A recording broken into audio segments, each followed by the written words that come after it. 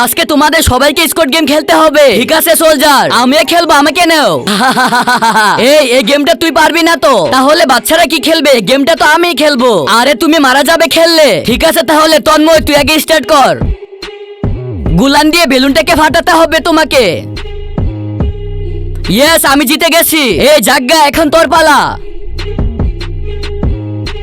বোতলটাকে সোজা করে ফেলতে হবে, যদি না পড়ে তাহলে তোকে মেরে ফেলবো। ইয়ে, এই ছাপ্পান, এখন তোর পালা। তোকে 10 সেকেন্ড হাত নিচে দিয়ে উপরে থাকতে হবে। 9, 8, 7, 6, 5, 4, 3, 2, 1।